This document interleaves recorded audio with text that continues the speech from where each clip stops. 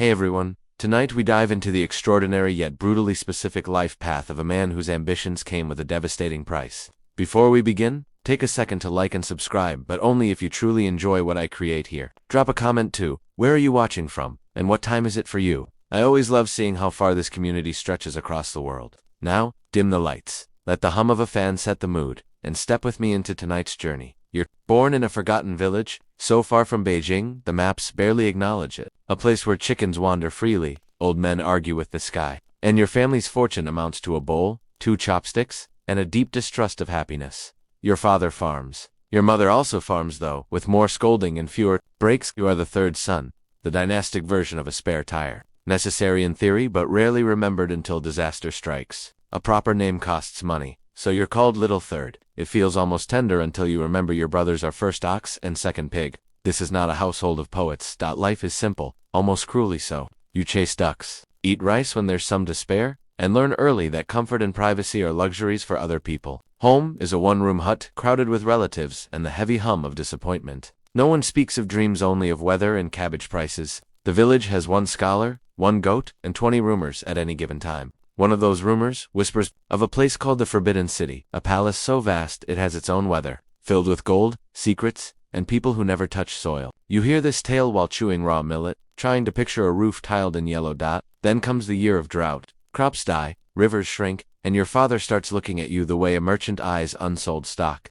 You're strong enough to haul water, too young to refuse orders. That's when a man arrives, an official-looking figure with soft hands and softer shoes, promising a future. Your parents smile too politely. You don't understand the bargain being made, only that it involves you, your trousers, and a journey to someplace enormous. You think you're being sent to learn, and technically, you are. But the lesson is harsh. Being born a nobody was just the prologue. The main act will cost you everything below the waist. It begins with hunger. Your family hasn't eaten properly in weeks. Acorns ground into a suspicious porridge pass for food, and your father stares at parched earth as if he can will it into gold. In desperate times, families take inventory. No animals, no land, no heirlooms, just you. A third son is expendable. First ox will inherit the shovel. Second pig is already promised to a neighbor's daughter, a wild-eyed girl who shrieks like a goat, and you. You're good at carrying water and not asking questions. Dangerous skills when your parents whisper late at night. The man returns. He brings coins, not many, just enough to insult if they weren't being exchanged for your future. You imagine studying, maybe becoming a monk, maybe a rags to riches story, like in puppet plays, where the youngest son turns into a hero. But your mother hugs you too long. Your father can't meet your eyes. You're not sold into slavery, not exactly, that would be shameful. This is called service, opportunity, the kind of sacrifice people might praise at your funeral. Assuming anyone remembers your name, you leave the village with a small bag, a dry throat, and fragile hope that maybe this new life won't be so bad. The capital awaits. Walls, silk, grandeur. No one mentions the knife. No one explains this isn't about labor but transformation, one marked in blood, sealed by bureaucracy, and followed by a lifetime of silence. The Forbidden City looms like a golden dream. But first you're sent to a holding compound, part orphanage, part barracks, part waiting room. The boys around you are silent, confused, not yet aware of what's to come. Then the explicable arrives. A middle-aged eunuch with a falsetto voice sharp enough to shatter birdsong, and a face carved into permanent misery. Boys, he says, you've been chosen for a life of service. It almost sounds noble. Then comes the truth. Purification. No metaphors, no diagrams, just cold facts delivered like taxes. To serve near the emperor's harem, you must be safe. And safe means stripped. One boy faints, another runs. Guards return him swiftly. You hear phrases like complete removal and ceramic jar, each word colder than the last. Some eunuchs bury theirs. Some pray to it. Some throw it in the river. The procedure is not scheduled, it simply happens. One moment you're chewing a stale bun. The next your name is called. A vinegar-scented room. A low table. A man who looks less like a doctor and more like a weary butcher. He offers no words of comfort, just a nod. A bitter tea meant to calm you, instead jolts your spirit awake. Then, a cloth gag, a warm compress, and the cut. You clutch the table as eternity shrinks into minutes. When it's done, you are handed a jar wrapped carefully, unbearably heavy. No one explains. They never do. You are no longer a boy, not quite a man, not exactly whole. You are now property of the empire, a servant to the most powerful man in China and incapable of enjoying even the smallest pleasures within those golden walls. Edit and wonder how something so small could be the toll for entering a palace. Recovery is worse. You lie on your side for days. You're not allowed to eat anything fun. Not that the porridge was ever thrilling to begin with. The older eunuchs tell you jokes that aren't funny and stories that sound suspiciously fictional. You pretend to smile because frowning takes effort. Eventually, the pain dulls and you're upright again. But something's shifted, not just physically, but in your place in the world. You've paid the toll, you've passed the gate, and now you're no longer a boy from the provinces. You're a eunuch in the making. Congratulations, you've been cut courteside and officially inducted into the most exclusive, least envied institution in the empire, the Eunuch Academy. It's not a school in the traditional sense. There are no cheerful teachers or group photos. There are, however, a lot of scrolls, rules, and men with the look of Sumian who's eaten nothing but duty and disappointment for 20 years. Your classmates, all boys in varying stage soft trauma, shuffle around like ghosts in training. No one smiles. No one jokes. Occasionally someone asks for their mother. No one answers. Your first lesson, silence. You learn when to speak rarely, how to bow precisely, and where to keep your eyes down. Always down. The Palacido tolerate mistakes, especially from men who technically no longer are men. Your usefulness now depends centrally on your ability to become invisible until needed. Then there's Theo King. Apparently you've been walking wrong your entire life. There's a whole class on how to move gracefully through the Forbidden City. Not too fast, not too slow, and never ever squeaking your shoes. The master of walking is a tiny eunuch with the gait of a floating cloud, in the emotional warmth of a tax audit. You're also taught how to read and write properly this time. Calligraphy isn't just about looking elegant. It's a boot, refined enough to handle palace documents without accidentally starting a war. And then comes the etiquette, bowing to nobles, bowing to superiors, bowing to eunuchs. There's so much bowing. You start having conversations entirely from waist. You're warned never to look directly at the emperor or the empress unless instructed. If you're caught gawking at a concubine, you might find yourself mysteriously reassigned to latrine duty. Graduation ascent, marked by a ceremony. There's no diploma. One day your instructor simply says, "You're ready." With the enthusiasm of someone announcing a cabbage harvest, and just like that, your name is added to a list. The list of eunuchs deemed competent in Noto enter the Forbidden City, the gilded cage, the imperial pressure cooker throwered behind red walls. You've passed the first phase. You've learned the rules. Now comes the part where you serve the gates. Open and suddenly you're not in China anymore. You're inside the lungs of the dragon itself. The Forbidden City isn't just a palace, that it's a labyrinth of red lacquered walls, golden roofs, courtyards so vast they have their own microclimates, and halls so quiet you can hear your self-worth evaporate. You step over the threshold and immediately feel smaller, like a dumpling in an imperial banquet. There's no warm welcome, no mentor waiting with a name tag and some light orientation, just your handler, a senior eunuch with the personality of a particularly judgmental teapot who mutters, "Keep up." Without looking back, you do not keep up. The first courtyard alone is large enough to stage a rebellion and have room left over for a tea ceremony. You trot to catch up, praying no one notices that your shoes squeak slightly. You've been warned about. Squeaking is the sound of failure. As you walk, you're bombarded by sights, concubines, gliding past like leaving paintings, scholars muttering to themselves about rice allocations, and guards who look at you like you've already broken something valuable. Then comes your first task, dusting the Hall of Literary Glory, a seemingly simple assignment, until you realize the dust includes the ever-shedding flakes of gold leaf, pigeon feathers, and the silent judgment of 10 generations of emperors. You're handed a brush, told not to sneeze, and left alone with a floor so shiny it reflects your new eunuch haircut with cruel accuracy. Midway through, a nobleman strolls by. You freeze. Not bowing could get you reassigned to chamber pot duty. Bowing incorrectly could also get you reassigned to chamber pot duty. You execute what you hope is a subtle, elegant bow. He doesn't notice. You live another hour. Lunch is a quiet affair. A bowl of lukewarm congee and a small plate of pickled mystery. You eat fast. There's no time for digestion when a tacute is breathing down your neck. By sunset, your legs ache. Your back's locked in a permanent polite stoop, and you've bowed so much your spine now bends on command. But you made it through day one. No arrests, no mistakes, no squeaking. After lunch, you're officially inside. And the city, the palace of whispers, silk, and secrets, has just begun to notice you. Let's be clear. In the Forbidden City, everyone is ranked eunuchs, concubines, officials, the ducks in the imperial pond. All of them have status. The difference is, the ducks don't care. You, on the other hand, are about to become very familiar with where you fall on the pecking order, and it's not near your initial rank is approximately new guy who might still cry at night. You're junior to everyone, even the eunuch who talks to birds and occasionally forgets where he lives. He's still got seniority. The hierarchy isn't written anywhere obvious. It's absorbed like mold in an old scroll. You learn fast that the man with the shinier robe gets the first bowl of congee. The one with embroidered slippers probably controls access to something important, like the Empress's chamber. The ones who stroll instead of scurry, dangerous, avoid eye contact. There are rankings among eunuchs based on departments. Laundry eunuchs, low tier, permanently damp. Kitchen eunuchs, slightly better. They smell like duck fat and have access to leftovers.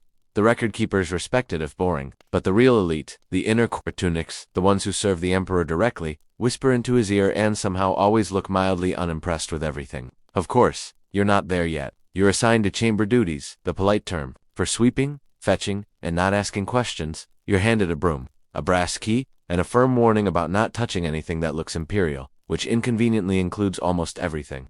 Despite lacking certain parts, you still feel the usual drive to impress, so you keep your head low, speak only when summoned, and bow so often your spine starts filing complaints. Every once in a while, a rumor floats by, a fellow eunuch promoted to the emperor's quarters, one reassigned to serve the grand eunuch, or worse, exiled to the stables after a mishap involving spilled soup and a noble's silk shoes, and yet you persist. You survive the first week without scandal. You memorize the faces of your superiors, the best paths to avoid being noticed, and how to bow, with exactly the right amount of regret. Your rank is low, but you're learning, and in the Forbidden City, knowledge, even among the intact adjacent, is power. The moment arrives, you're summoned to serve in the presence of the Son of Heaven, the Emperor himself. This is the apex of the peak of imperial service, and the riskiest proximity to absolute power since someone handed Caligula a horse. You wake before sunrise and prepare, like you're entering battle, which in a way you are. One hair out of place, one awkward cough, one sneeze at the wrong moment, and you might find yourself reassigned to the imperial pig pens, a place even the pigs consider beneath them. Serving the emperor is mostly a performance of practiced invisibility. You don't speak. You don't blink too loudly. You don't exhale with opinion. You glide behind him like a particularly spilled shadow, anticipating needs you're not allowed to confirm exist. Today's assignment, pouring tea? Easy, you think. Until you remember that the emperor's teacups are made of porcelain thinner than regret, and the tea leaves are measured with more ceremony than a royal wedding. The water temperature must be exactly correct. Not too hot, lest it offend the emperor's key. Not too cold, or you'll be blamed for disrupting his cosmic balance, and possibly his digestion. You lift the kettle, you breathe, you pour no splashes, no drips. You did it. You're halfway through congratulating yourself. When the emperor shifts slightly, just a twitch of his eyebrow, you freeze, still holding the kettle. What did it mean? Was the tea too bitter? Too weak? Did he catch your reflection in the porcelain and find it unsettling? Then, without a word, the emperor sips. No reaction. A good sign, maybe. You bow out, walking backward with the grace of someone who's mentally replaying every micro-movement for signs of treason. Once you're out of sight, you exhale for the first time in 10 minutes. Serving the Son of Heaven requires the balance off a crane, the silence of a falling leaf, and the bladder control of a monk in a sandstorm. You are no longer a person. You are a presence, or rather the absence of one, but you didn't sneeze. And that in the Forbidden City is what passes for triumph. One of the many paradoxes of life as a eunuch is this. You are simultaneously eunuch and everywhere. You're not supposed to exist in the room, but you're the one refilling tea and pretending not to notice that Lady Plumblossom is sobbing over a crushed love letter while her rival, Lady Osmanthus, smirks behind a fan. You become fluent in the dialect of silence. A glance, a sigh, the subtle way someone adjusts their hairpin when lying. You'll learn more about the inner lives of concubines, princes, and imperial cousins than you ever wanted to. Not because you're curious, but because gossip in the palace is louder than any official decree. Let's talk about pillow talk. No, not yours. You, my friend, are about as far from pillow privileges as a rooster at a vegetarian banquet, but you're expected to clean up after the nightly dramas. Literal and emotional. Love triangles, betrayal, pregnancy scares with heavy political implications. Even poetry can test disguised as romantic overtures. You're not involved, of course. But you are the one burning the poems afterward. Sometimes you're stationed just outside a curtain, fanning the emperor and his consort. You keep your eyes politely lowered, your ears diplomatically open, and your expression set too. I am a decorative fern. Do not laugh, not evident internally. One time a eunuch snorted during a recitation of love verses. He now tends koi ponds in a distant province, presumably still chuckling. Some eunuchs weaponize the secrets they gather, trading information up the ladder in exchange for promotion or immunity. But that game is dangerous. The wrong whisper in the wrong ear could have you reassigned, investigated, or accidentally tripping downstairs. No one remembers building. Your job is to know everything and show nothing. You're a ghost with keys, a servant with a front row seat to the world's most delicate soap opera scripted in silk and sealed with jade. And while the lovers burn with passion and power games, you polish the candelabra and try not to imagine what might have been had you been born into a different life with all your parts intact. But hey, the tea's hot, the gossip's hotter, and you're still alive. Call that a win. By now, you've seen things, heard things, cleaned up after things you hope never make it into official chronicles. You, humble eunuch, know everything. Who's sleeping? With whom? Which concubine pretends to faint for attention? Which imperial cousin writes love poems to himself and leaves them in public corridors by accident? And with that knowledge comes power, not the sword-wielding, throne-usuring type. No. Yours is the subtle, velvet-gloved kind. The power of a well-timed eyebrow, a whisper that turns heads, a conveniently forgotten message. You've become the whisper between whispers. You know which tea the emperor drinks when he's anxious. You know which official secretly fears birds. You even know where the empress's favorite hairpin is really buried. Spoiler, it was never lost. Someone got annoyed. But you restyle, a eunuch, so you can't wield power like a prince. You wield it like a draft, invisible, but able to shift the entire mood of a room. Need something done?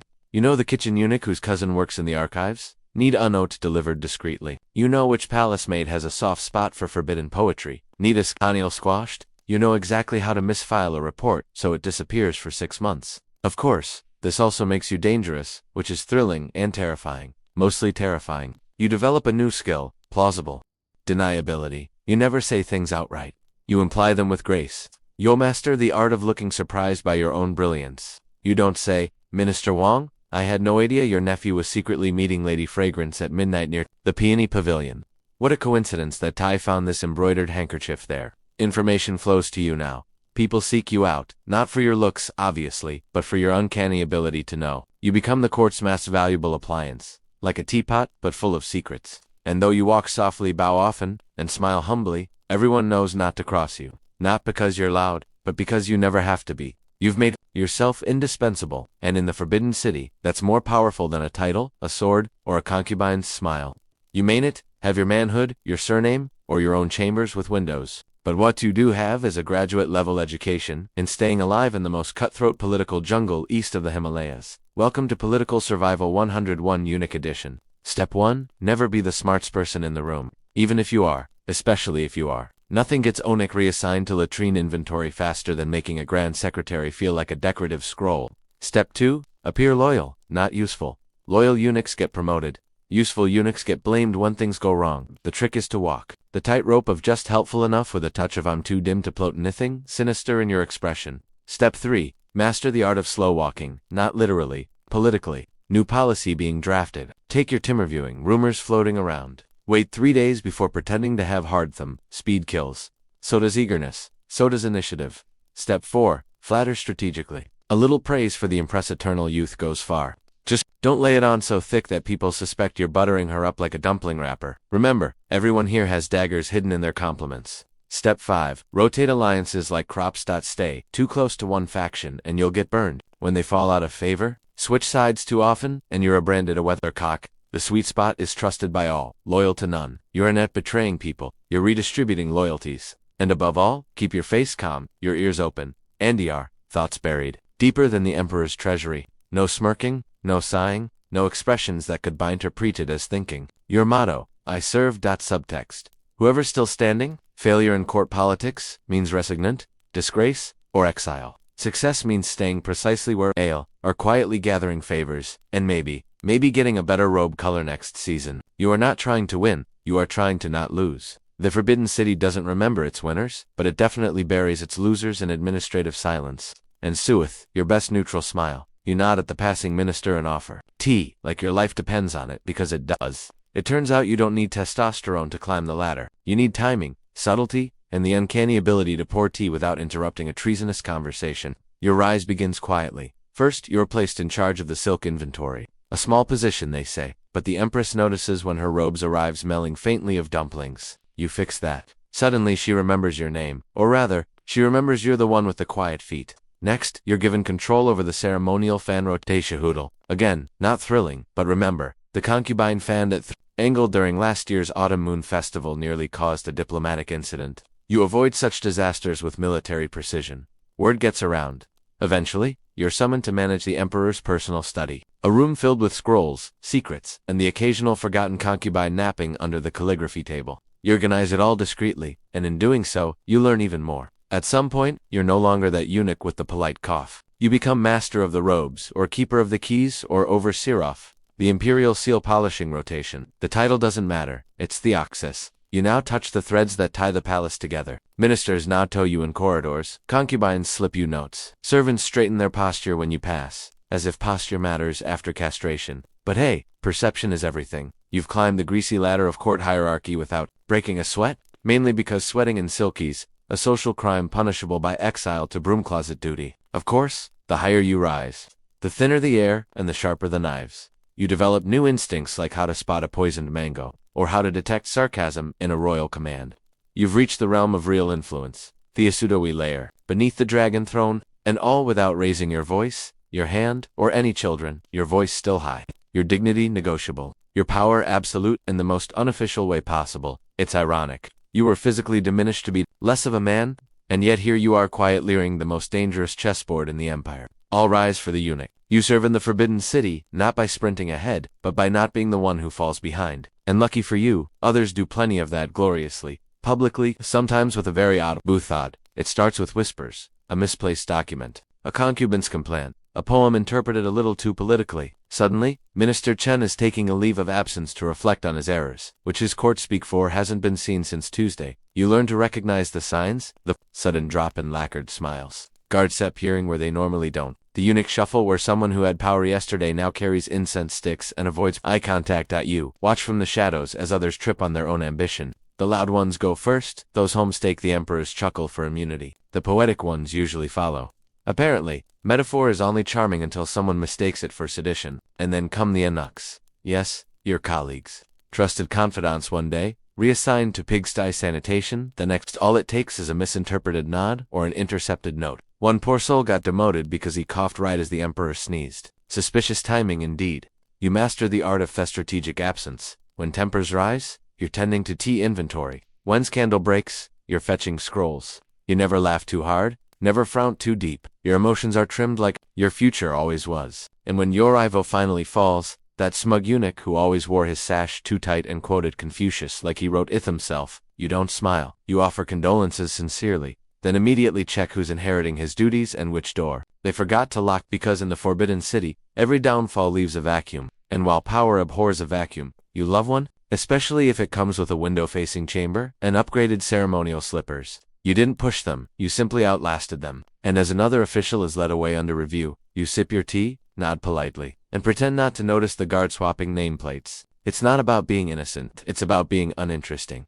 For now, after decades of silent nods, perfectly timed tea pause, and never once getting credit for stopping 3 coups with a single eyebrow raise, you've made it to the final boss level of eunuchdom, retirement, or at least the theory of it. See, there's no formal gold watchermony in the Forbidden City. No pension, no speech, no heartfelt hugs. Just one morning, if you're lucky, you're told your service is no longer required, which, in imperial phrasing, is both a reward and a mild threat. The surviving few, who make it that far, they're a strange bunch, a living museum of who not to cross. Some shuffle off to temple service, their robes smelling faintly of incense and long-held secrets. Others retreat to modest villas, paid for in untraceable favors and gifts they were definitely not supposed to accept. And some, the truly paranoid, stay, not working, just hovering, offering Gonzales advice, smiling at court dinners like ghosts with unpaid debts.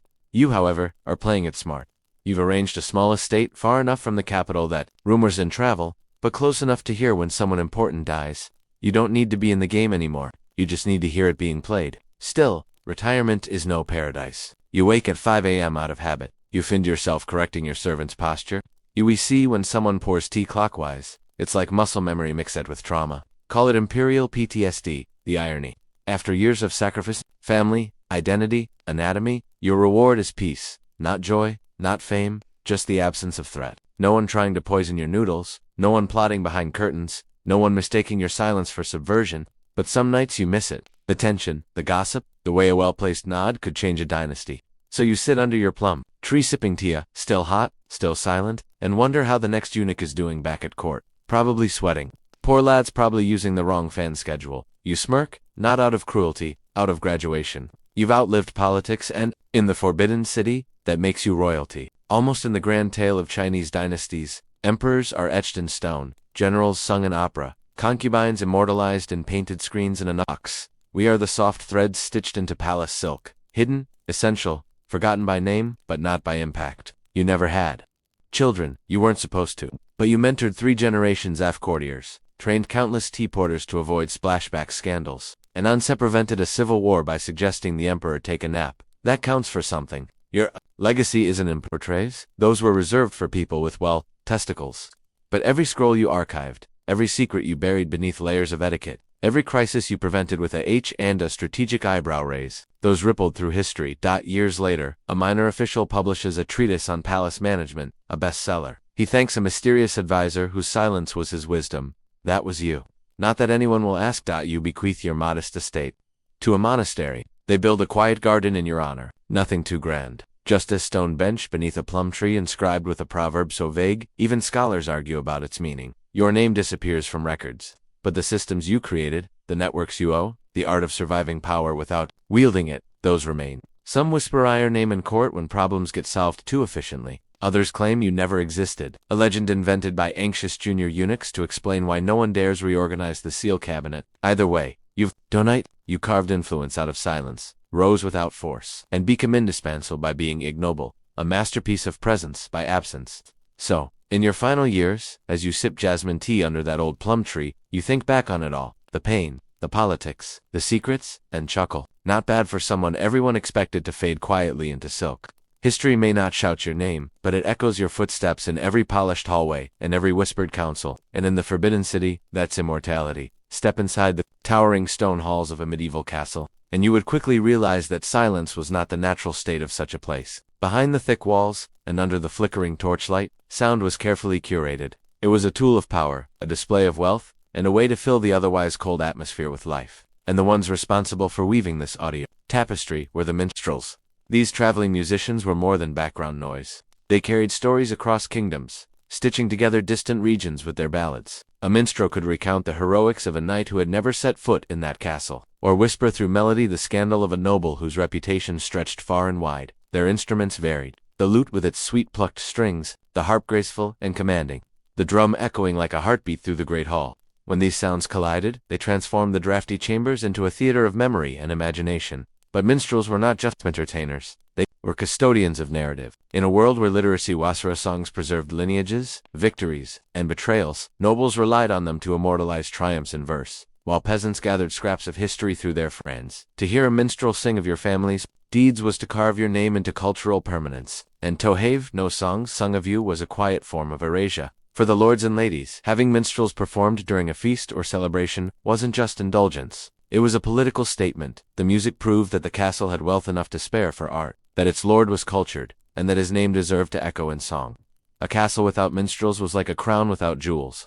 Functional but lacking its proper brilliance, as the banquet tables groaned under roasted meats, and the goblets brimmed with spiced wine. Minstrels gave rhythm to the revelry. Their lyrics could uplift spirits, soften tensions, or even slightly critique those present, all under the protective veil of song. And when their music swelled through the rafters, even the cold stones seemed to hum along as though the very castle walls had a heartbeat of their own. If the minstrels were the voice of history and song, then the jester was the living pulse of comedy inside the castle walls. To modern ears, a jester might sound like nothing more than a clown with a silly hat and bells. But in the medieval world, their role was both riskier and more powerful than most realize. They weren't just comic relief. They were the only ones in the hall with the rare privilege of mocking power. Dressed in miley colors, their caps tipped with jingling bells, jesters carried a license no knight, noble, or servant dared to claim, the license to speak freely. In a society defined by hierarchy, where a misplaced word could end a life, jesters were allowed to parody their lords, to poke fun at their flaws, and even to hint at uncomfortable truths. Their humor was a pressure valve. Away in the echoing halls of medieval castles, words had a weight all their own. Spoken by a noble, they could command life and death. Carved into parchment, they became law or legend. But sung in verse, words reached something deeper memory. That was the true power of the minstrel. To be sung about was to exist beyond the fragile span of a single lifetime. Minstrels were not merely entertainers. They were living archives, weaving together threads of history, gossip, politics, and faith into melodies that could outlast the stone walls around them. Nobles relied on them to immortalize victories and battles, or marriages that bound dynasties. Together each verse was a monument that required no marble, no mason, only the breath of the performer and the ears of those gathered. For peasants, too poor to commission statues or manuscripts, the minstrel's refrain was the closest thing to immortality they would ever touch. A family name, a moment of bravery, even a scandal, could find permanence in song. To hear your deeds sung aloud in the great hall was to carve your place into cultural stone. And yet, to have no song at all was a quiet death of memory, a form of erasure as final as being buried without a grave marker. For the lords and ladies, inviting minstrels to perform was never just about entertainment, it was display. A castle filled with music declared wealth and power. The melodies proclaimed that this was no starving fortress, struggling to survive on thin gruel, but a court so rich it could afford the luxury of art, just as gold-gilded tapestries hung on the walls or jeweled goblets glittered on banquet tables. Minstrels served as living proof of refinement. A castle without their music was like a crown without jewels, functional, but hollow, stripped of its luster. Picture the feast. Long tables sagging under roasted boars, pheasants with gilded beaks, loaves of bread carved into intricate shapes, and goblets brimming with spiced wine.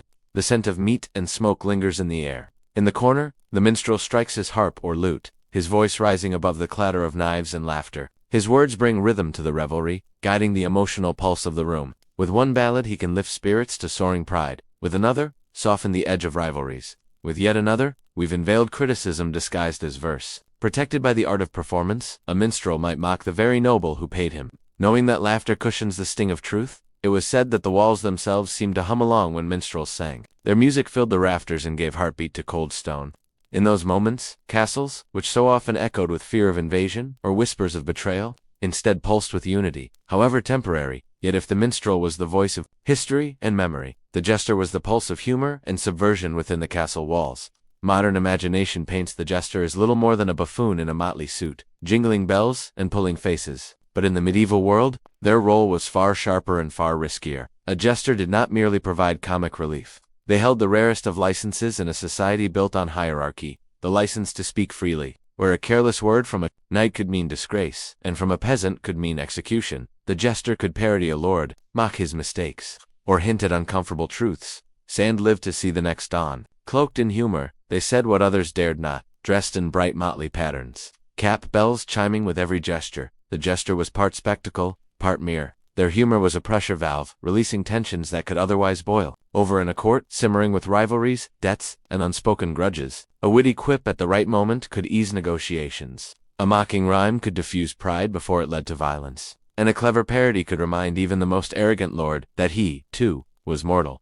Yet this freedom came with peril. The line between jest and insult was razor-thin, and the wrong joke told at the wrong moment could cost a jester dearly. Some lords cherished their fools, treating them as trusted companions, even advisors cloaked in laughter. Others viewed them as disposable toys, amusing until they weren't.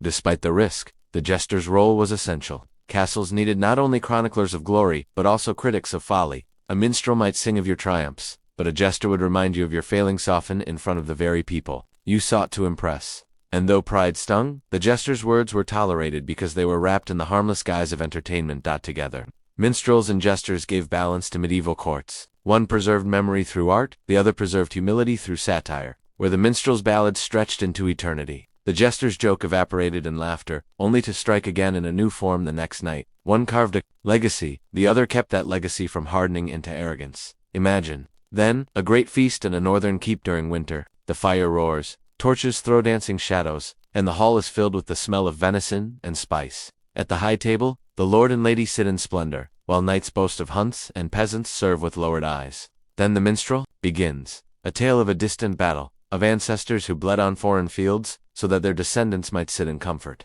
The hall grows silent, hanging on each verse, each name. Faces flush with pride. Becks straighten as the noble bloodline is lifted toward myth. But then the jester tumbles in, deliberately spilling wine, mocking the noble's stiff posture, and turning the tale of valor into a playful mimicry. The tension breaks. The pride softens into laughter. The lord shakes his head, half amused, half annoyed, but knowing full well that this balanced the solemn song, and the biting joke keeps his hall alive. Without the jester, arrogance would fester. Without the minstrel, memory would fade. This dance between reverence and ridicule was at the core of medieval cultural life. Castles were not merely fortresses of stone and steel, they were theaters, stages upon which legacy and laughter performed in equal measure.